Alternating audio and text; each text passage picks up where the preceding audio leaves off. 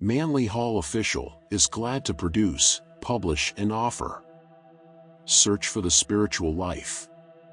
Man has always been a creature of extremes, and as Oswald Spengler pointed out, the patterns of human conduct are repetitive and predictable. For some years, the trend has been toward the gratification of physical ambitions. Man has invested his hope in the creation of an enduring social system that will make existence in this world pleasant and profitable. If you're enjoying this video and finding value in the content, we kindly ask you to take a moment to subscribe to the channel. A large portion of our listeners and viewers haven't subscribed yet, and by doing so, you'll help us grow and continue bringing you more high-quality audiobooks. Your support means a lot to us, and it's just one click away. So, go ahead and hit that subscribe button to stay connected and never miss out on our latest releases. In order to hasten the material progress of mankind, educational and industrial leaders have sacrificed idealism to the cause of utility. The result has been a sequence of complications which is becoming increasingly harmful to all concerned. As problems multiply and the individual discovers that his hopes for security are not being realized, he is developing a number of anxieties and frustrations. These have led to a major change of perspective. Suddenly, it becomes obvious that there is an urgent need for idealism and a restoration of ethical and moral values. In substance, humanity, as a collective body, is moving from a materialistic to a spiritual concept of life, as Spengler predicted. In this sense, spirituality becomes synonymous with all that is gracious, kind, charitable, and constructive in man's concept of his own purpose and destiny. To be spiritual no longer implies a detachment from worldly concerns. It is now interpreted as a structure of principles, which are essentially true and proper, upon which an enlightened society can build a cooperative commonwealth, capable of surviving the test of time. Even as the human spirit must function through an appropriate physical body, so the political structure must be ensouled by a consciousness, strengthened by meditation, vision, dedication, and prayer. In common usage, spirituality is the antithesis of materiality, and it has always been assumed that the cultivation of spiritual graces exalts the individual and elevates him above the material state with its transitory phenomena. The meaning of the word spiritual has changed greatly in the course of time, but even now definitions are vague and uncertain. It is usual to divide the universe hypothetically into the realms of God and Caesar, and to assume that there are obligations appropriate to both these spheres of influence. To break the laws of God is sin, to break the laws of Caesar is crime. So far as religion is concerned, a sin is the greater evil, because it endangers the safety of the immortal soul. Modern man, in search of fuller meanings for ancient terms, is inclined to think of spirituality as a state of grace, appropriate to those who have cultivated the noblest of sentiments and have practiced the highest ethical and moral virtues. The good life is therefore the spiritual life, but unfortunately even the word good has no universally acceptable definition. As our purpose is not controversial, we may as well cling to an idealistic concept of spirituality.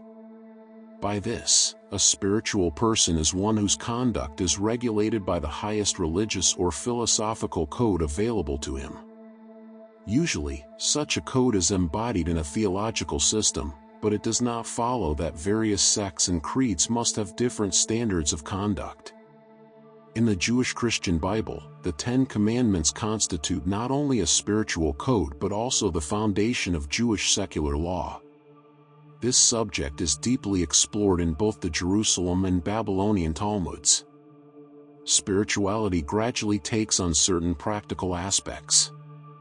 We can say, therefore, that harmlessness is more spiritual than harmfulness. Any thought, emotion, or action inconsistent with the divinity which dwells within us, or in our fellow creatures, may be considered as unspiritual. Probably this is the most important implication of the term spiritual in modern living, and in turn is associated with joy as opposed to sorrow, peace as opposed to war, and kindness as opposed to cruelty. It should always be borne in mind that spirituality has never been considered as an attitude of the mind alone. It must be revealed through appropriate conduct. Some have taken it for granted that spirituality can be bestowed by a sacrament or guaranteed by an affiliation. The thought here is that the believer enters into a state of immoral security, and is assured of divine protection in this world and beyond the grave. The Bible tells us that words without works are dead, and that professions of virtue are not proof of integrity. We now regard a person as spiritual when he lives above the level of those common imperfections which detract from the splendor of human nature. The good man may not be perfect, but he is striving after the improvement of both character and conduct. If spirituality is a natural endowment, it exists as a potential, which must be cultivated by dedication and self-discipline. Some feel, however, that it is an acquired virtue, which must be earned by consecration and prayerfulness.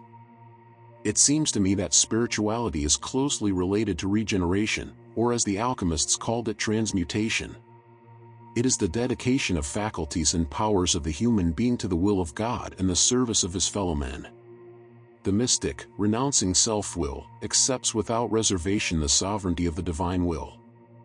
It is appropriate to ask how we may know what God requires of man. A Rosicrucian of the 18th century declared that deity gave man 3 books, through the study of which the state of spirituality could be attained. The first of these books is the universe, wherein are exhibited all the wonders of the divine plan.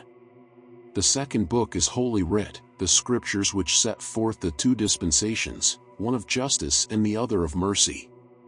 The third book is man's body, in which the superior powers of nature combine to form a miniature of that vast plan in which we all exist. It is not difficult to translate this concept into useful recommendations. The universal plan is spiritual because it arises in the divine consciousness, is sustained by the divine mind, and perfected by divine love.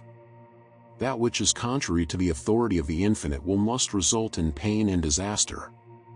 By divine writ, I would interpret any of the great spiritual revelations which have inspired men to live together in amity and cooperation.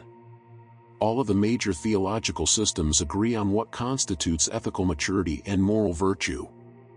Those who live as closely as they can to these rules will accomplish important mystical and psychological changes in themselves, and these changes in turn advance spiritual insight and contribute to peace of soul.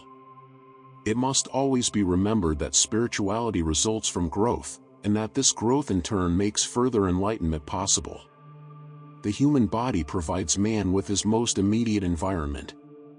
The mind governing the body can be a benevolent ruler, or a selfish and ignorant despot. Whenever man's conduct is contrary to the normal functions of the human body, this conduct breaks faith with the laws of nature and the will of God. Every destructive attitude and emotion injures health. Therefore, it is obvious that man is intended to think and live constructively, and to cultivate optimism and a charitable attitude toward all living beings. Even though society willfully violates the basic laws of health, it cannot change the divine plan. That which disobeys natural law brings upon itself sorrow and pain. Disobedience was man's first sin, and it will be his last. When man ceases to disobey, sin and death will no longer be rulers of mortal existence. Milton refers to them as the last great enemies. The more philosophically oriented religions are inclined to consider spirituality as synonymous with integrity. Older scholars were reluctant to accept spirit, as apart from consciousness, as the motivator and interpreter of living. Thus spirituality was conceived to be the greater good, and this in turn as that which was best for the greater number. This always implied that collective security should take precedence over individual security. It became a virtue, therefore, that the individual should sacrifice his own wishes and desires when these came in conflict with the needs of the collective. This often required self-sacrifice and assailed the authority of self-interest, self-centeredness, and selfishness. It was proper to accept humility and detachment from worldly ambitions as testimonies to spiritual maturity. Philosophy has always been suspicious of the first personal pronoun. It has warned of the dangers of self-will as rebelling against divine will. Worldly pomp and circumstance are contrary to the security of man's inner life, and the advancement of a physical career nearly always required some type of compromise in which character is sacrificed to expedience. In olden times, sincere persons sought to escape the contamination of worldliness by taking vows of poverty and renouncing self-will. Unfortunately, these resolute determinations did not always prove effective. The conflicts between the aspirations of the spirit and the ambitions of the flesh continued, and for lack of some legitimate outlet for internal pressure, the individual often became neurotic. From this, we learn that growth is a simple and orderly process. The thoughtful person becomes better by understanding more, and by converting himself to a higher code of character.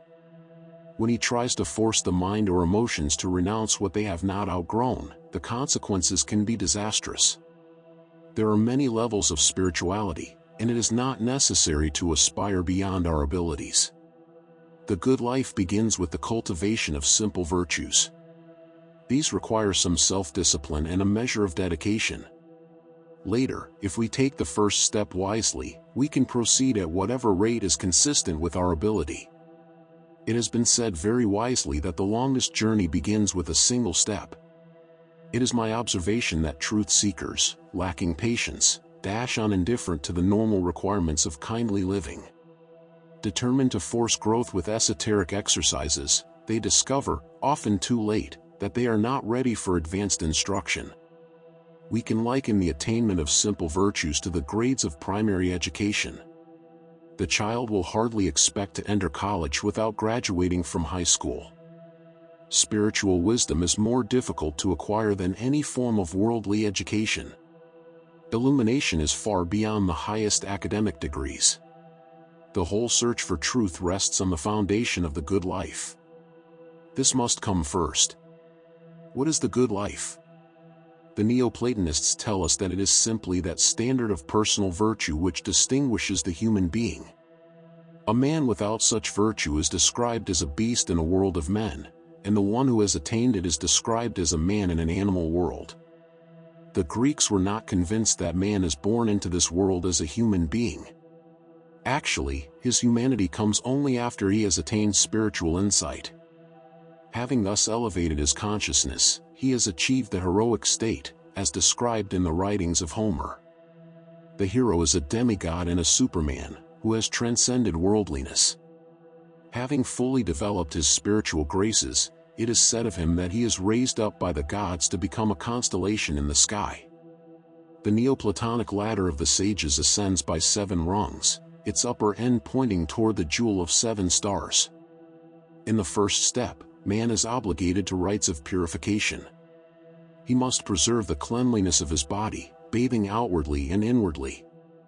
He must refrain from any intemperance that would stupefy the senses or obscure the vision of the mind.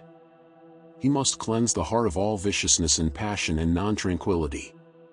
He must love the beautiful and seek ultimate union with the One. There must be in his heart no anger nor hatred, and he must be driven by no appetites that will disfigure the soul. Beyond this, he must quiet the impatience of his own mind, devoting his life to learning and giving instruction by conduct and example. To him, the intellect is no longer a conspirator, scheming against the happiness of others. It is a champion of good causes, ever ready and willing to sacrifice itself in the defense of truth. It might seem that such attainments are all that can be asked of any mortal, but they are only the beginning. They establish character by temperance and make available a disciplined code of conduct, thus preparing for the unfoldment of spiritual graces. Moral rectitude is a pedestal which shall someday support the splendid image of the godly sage. Never mistake the pedestal for the statue, nor try to carve the figure until the base is firmly set. Western man especially is too impatient in his search for God. He wishes to accomplish all, and this impulse itself reveals many of his shortcomings. Even a moderate attainment of integration on the level of consciousness will solve most of the problems which perturb us. We can live happy and useful lives, building good karma for the future and paying with gracious patience the bad karma we have brought from previous embodiments. Bear with kindness what cannot be changed, but make no new mistakes that will bring a harvest of pain in the future. To me, spirituality is not abstract or some strange state to be discovered only by mystics in contemplation. It is the life of honor. The individual does that which is right, and just because no other conduct is acceptable to his own consciousness. He is not trying to be good. He is keeping those rules which are most certain to protect his character under all emergencies.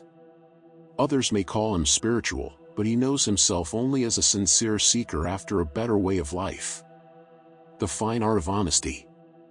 There is a difference between honesty and brutal frankness, which perhaps can be explained in the terms of an interview with a man who had suffered for 60 years from the impact of a fact. When the gentleman in question was about 6 years old, and attending kindergarten, he had the happy inspiration to design an original Valentine for his mother.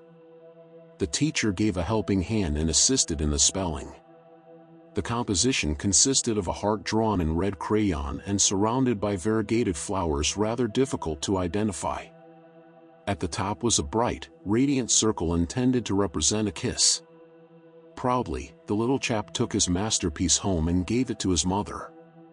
She looked at it for a moment and remarked rather dryly, "An artist you ain't." Although 60 years passed and the small boy was an elderly, thin-haired man, that wound had never healed. The mother's statement was no doubt factual and could be supported with irrefutable logic, but it was thoughtless, cruel, and uncalled for. In half a century of public work, I have seen so many disasters that could be traced directly or indirectly to someone's idea of honesty, that the whole concept might bear a little kindly consideration. In many instances, our semantics are unsound. What we really mean is, "It is my candid opinion." This opinion may be influenced by innumerable factors, some of which are lacking in basic integrity. We assume that we are qualified to pass judgment upon what is real and what is unreal in this world, and in the desperate haste to let our feelings be known, we have no consideration for consequences. Among the world philosophies which have tried to deal with honesty in a humane way, possibly Buddhism is outstanding. It divided human beings into psychological age groups regardless of the years they had lived in this world. Buddha himself realized that all persons do not have the same capacity or abilities, and each must be treated constructively. To make a statement that cannot be understood will almost certainly lead to misunderstanding. To expect more insight than is available in the other person is a basic error in judgment. The majority of mankind is not mature. This is no fault nor a proper cause for reprimand. It is simply one of the facts that must be accepted if we expect to live useful lives.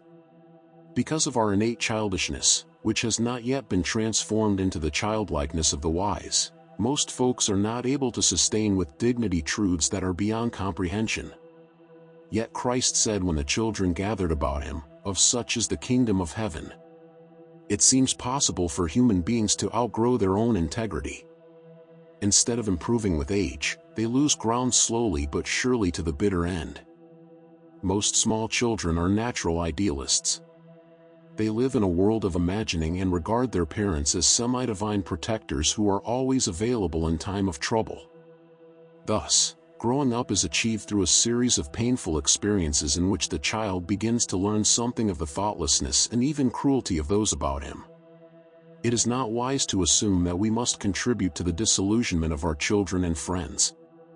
It is far better if we can support and preserve the hopes and dreams of those about us. Buddha recommended, therefore, that which St. Paul also advocated, that in all fields of human education, there must be milk for babes and meat for men. Most of all, perhaps, there must be a sensitivity which recognizes that honesty must be tempered with mercy. Some may question how honesty can be modified without ceasing to be honest, so we suggest that we search within ourselves for some light on this fascinating theme. There are kinds of truths that can be declared without hesitation, and many such verities are found in textbooks and have become part of the knowledge of mankind. It is true that 2 + 2 is equal to 4, and efforts to avoid this conclusion have been consistently ineffective. It is true, with certain exceptions, that water runs downhill, and there is every probability that the planets will move in their orbit for some time to come. These realities we have to adjust to, as we accept rain and sunshine, sleet and snow. There are also moral truths which can be mentioned without much fear of argument. We can believe in personal integrity manifesting through honesty, but we should remember that the integrity comes first. It is also possible to indoctrinate persons of most ages with the primary concept of crime and sin, and how they should be distinguished from each other. These kinds of facts will not break the heart of the schoolboy, nor will they result in a strong drift toward anarchy. We then proceed higher on our levels of thinking and, as an example of the problem, contemplate some of the works of art which originated on the wrong side of the Seine. There was a school of realists who believed it was their deadly duty to paint the truth. It is curious that so few of them actually found any truth worth painting. Their portraits were shoddy works featuring shoddy people, and even these were painted badly. According to the left bank, reality was ugly, deformed, and degenerate, and in the spirit of complete honesty, must be so represented. The real trouble was that these artists knew the wrong people. No one could really deny that such persons existed and that such conditions could be found, but after looking at these alleged works of art, the viewer received a completely false impression of mankind, its origin, and destiny. Here honesty was so contrived that it told a lie. Many simple folks have come to the conclusion that the graphic arts are dedicated to the glorification of neurosis. Actually, this is not true. There are many fine painters and sculptors who are producing admirable works, both meaningful and inspiring. Unfortunately, however, a small group has taken over the field and is dedicated to an ultramodernism which rejects the definition of art still preserved in the modern dictionary. This handy guide to the meaning of words associates art directly with the concept of beauty. Some years ago I served on a panel of judges, and it was truly an observing experience. A group of well-trained professional painters were forced to rent private facilities to show their pictures. They had submitted many fine and meritorious paintings to public galleries, and in every case, their offerings had been rejected. The excuse was always the same: those managing the exhibition had no interest in academic works. To be acceptable, a painting must not convey any idealistic overtones, and it must be ultramodern in sentiment and technique. The exhibition which I helped to judge included works by many distinguished painters who still preferred to derive their inspiration directly from nature and with some lasting significance. There were fine portraits which skillfully delineated gentle people, obviously normal and attractive in one way or another. One artist in particular exhibited several sunset scenes with beautiful gatherings of clouds over desert or ocean. A number of still life subjects showed truly marvelous handling of lights and shadows and were completely attractive. A few of the pictures dealt with historic incidents, and one Madonna was worthy of the old masters. About 200 paintings were shown, and not one of them was sordid or psychotic. It was sad to realize that all of these adequate productions had been rejected by persons who claimed to be unbiased critics. There is a rather interesting epilogue. Our committee gave the grand award to what we all agreed was an exceptional canvas. Later, this picture was sold privately for a substantial consideration. Honesty can be beautiful, for it depicts the value in things without the censorship of some disillusioned artist.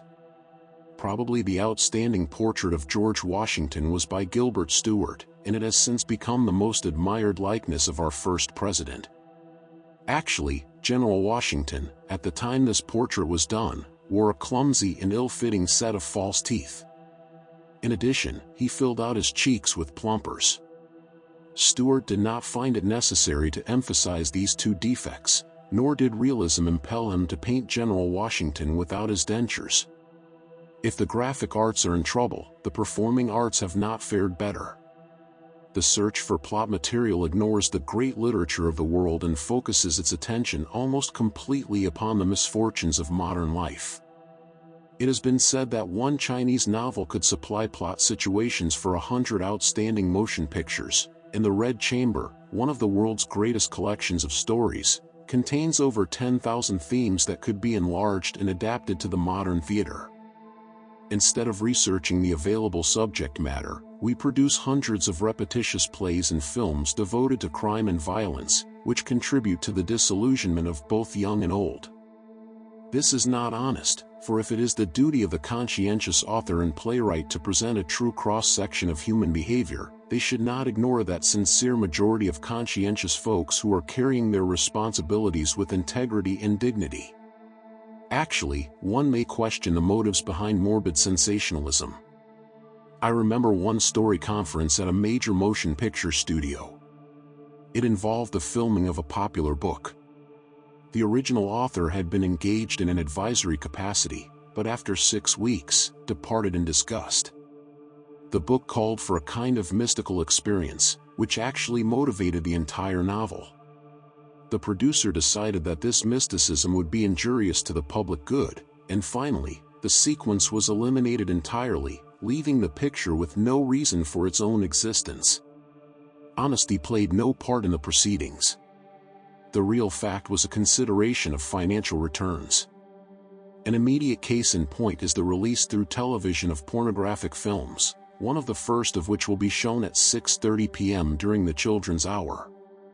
How can we prevent the majority of citizens from believing that our social and cultural structure is collapsing while there is no regulation of negative propaganda?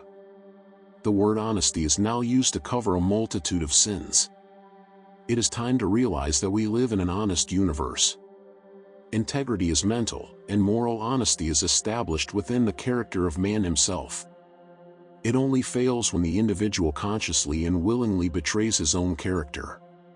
To be honest, we must cooperate with universal good and make sure that it is properly interpreted in our personal lives. There are many subtle ways in which the mind and emotions of the individual can be corrupted. That which gives us the greatest concern is compromise. Once we begin to violate our own principles, even in small matters, nature seeps in and erodes away our security. When I was first lecturing and writing, a psychological comet crossed the intellectual heavens. A popular speaker taught for a reasonable consideration a method by which we could over-influence our associates for personal profit. The method was a combination of hypnotic suggestion and the development of an aggressive, dominating self-assurance. There was an esoteric factor, however. You were supposed to visualize your intended victim and impress upon his subconscious that you wished to take over his real estate or any other available asset. Things went along fine until some of his students used his technique to dominate him. When he found out that his technique was being turned against himself, he was completely demoralized. He developed such a serious persecution complex that he finally had to seek professional help. Honesty was finally able to convince him that the Golden Rule was a valid statement of universal integrity. There is much more to honesty than a sincere attempt to tell the truth. A court judge must often try to establish facts in a case where witnesses may be intentionally or unintentionally dishonest. 3 persons, all trying to be truthful, do not agree as to the circumstances involved in an automobile accident. It becomes evident that the eyes are only servants of the mind. Visual images are instantaneously interpreted in terms of thought, and thinking is subject to innumerable prejudices. We are no more accurate in our hearing than we are in our seeing. We unconsciously reject words that we do not want to hear.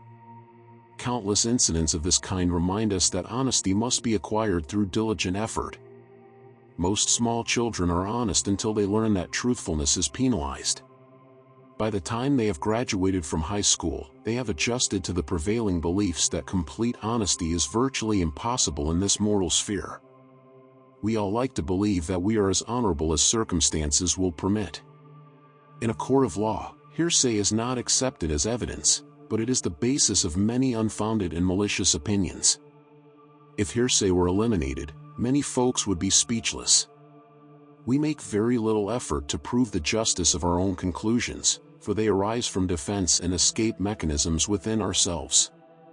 To discipline honesty, we must escape from the tyranny of opinions and seek out the facts involved. The most common cause of mental dishonesty is self-interest. We choose to believe that we have a perfect right to achieve our own ends, even though we may injure others in the procedure. When a subject comes up in which we feel called upon to express ourselves, what do we actually know about that subject? Are we trained in politics, law, medicine, or science? Do we recognize the inevitable limitations of human nature? Do we demand in others a higher standard of integrity than we can practice in our own affairs? When we make a broad statement, is it a generality which we cannot actually defend? If not, we fall into a semantic dilemma. Such opening remarks as "everyone knows," "it is obvious," or "I am sure you agree," actually mean nothing, but they sound impressive and undermine the common sense of unskilled listeners. At the moment, we are all suffering from an ancient ailment, the habit of generalizing from a particular. This is summed up in the old saying that we judge all dogs by the one that bit us. Behind much opinionism is a single unfortunate experience, and where such an incident is permitted to sway our thinking, we are neither just nor fair. It has been observable that those least informed are the most certain of their opinions. One thing is certain: the broader the foundation of our experience, the less likely we are to dogmatize. Honesty is closely associated with a direct study of human nature. An old friend of mine once said, "After 50 years of Methodist ministering, I don't always like what people do, but I can usually find something good about what people are." The universe has built into each of us a center of spiritual integrity. Many of our associates have as much trouble getting along with themselves as we have accommodating their peculiarities. Of all types of honesty, the most difficult to cultivate is self-honesty. We must find out what we do not know and explore the integration of our own minds. We must weigh and examine our likes and dislikes and find out the part that our ego plays in the compound of our character. When we understand ourselves, we can appreciate why we have certain biases, which make it virtually impossible to face facts and recognize our own shortcomings. Why is it so much easier to condemn others than it is to defend them? From counseling, we learn that most people believe they are the victims of the cruelties of their neighbors in particular, and the world in general. If other people only were more kind and society more honorable, our own lives would be happy and well-adjusted. Until we become aware of the proper workings of the law of cause and effect, we will not assume personal responsibility for our careers. Because the environment does not respond to our whims nor indulge our peculiarities, we regard it as heartless and soulless, and build as strong a case as possible in defense of our own mistakes. Once this point of view motivates our living, it is impossible for us to evaluate the situations in which we find ourselves. This is one reason why Oriental philosophy can be helpful. It tells us, in a few well-chosen words, that self-centeredness is not worth protecting. There is not an area in which honesty is more difficult than in religion, where one might hope to find it in abundance. Here, sectarianism has truly become a burden upon the soul.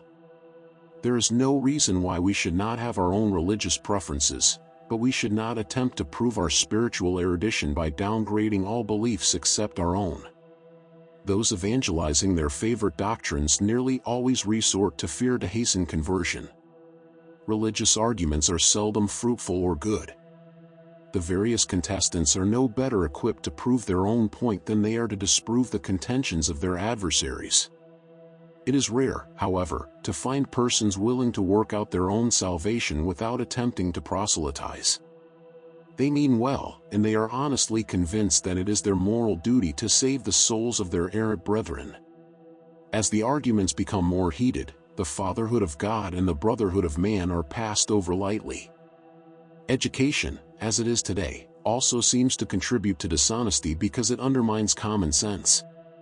Harry Houdini, one of the most famous stage magicians, said that he had little difficulty deceiving anyone over 12 years old.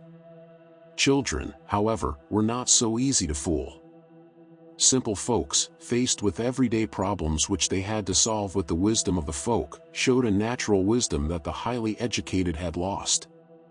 The mind was created to think with, but we devote it principally to memorizing the opinions of each other. It becomes a weapon rather than an instrument of mercy. Many parents have asked me how to explain the facts of life to their children. They seek help because they do not actually know the facts of life themselves, and they are a little reluctant to expose their children to policies which have proved futile for many generations. The parent would not have much trouble if they were constructively honest. They could point out that man has been given a good world and many blessings, but it is up to each person to keep faith with those truths which constitute a practical working code of values. For most individuals, honesty must be considered a relative term. We are not responsible beyond what we know, and there are many areas in which opinions are inevitable. If they are advanced as opinion, no harm is done. Until we are wiser than we are today, charity is a major virtue.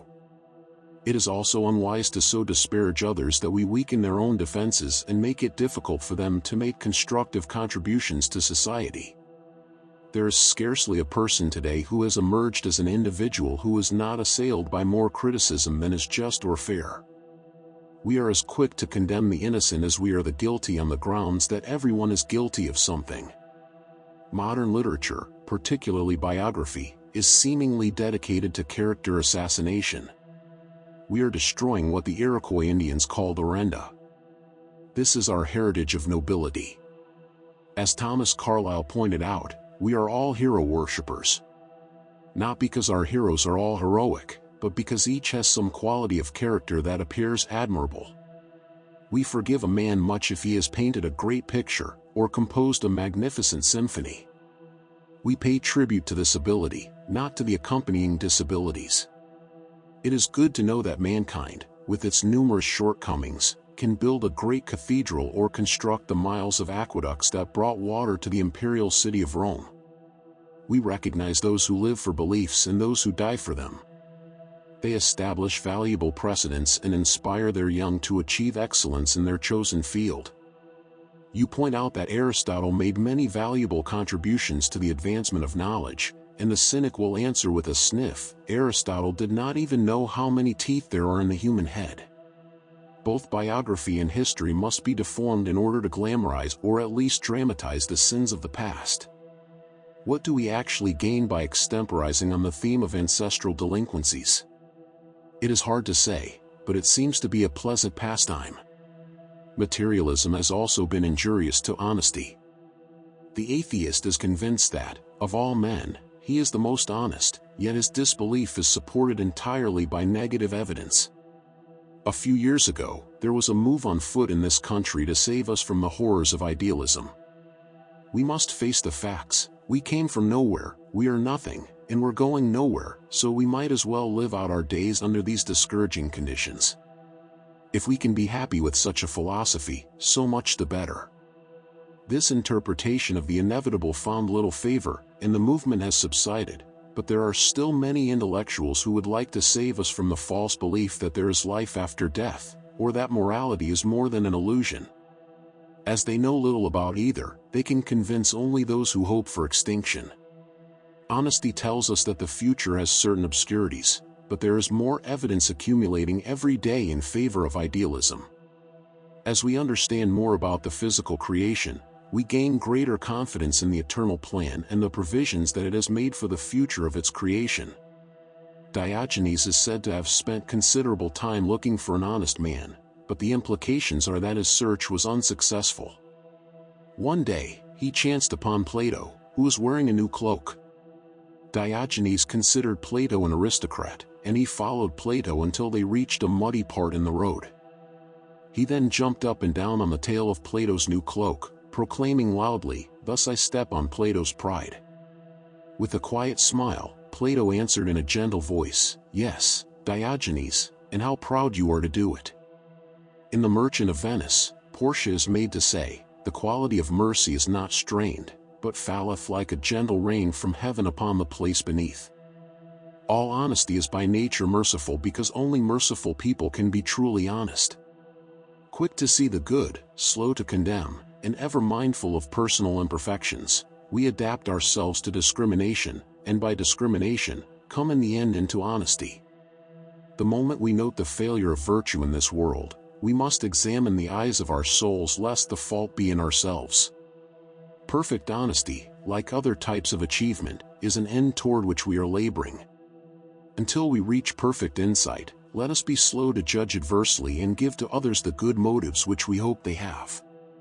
If we practice this policy, they may see in us some good motive that we are not sure we have. Copyright 2025 by Manly Hall Official. Thank you for listening. Please consider to subscribe, like, and share to help the channel growth, new videos on a daily basis.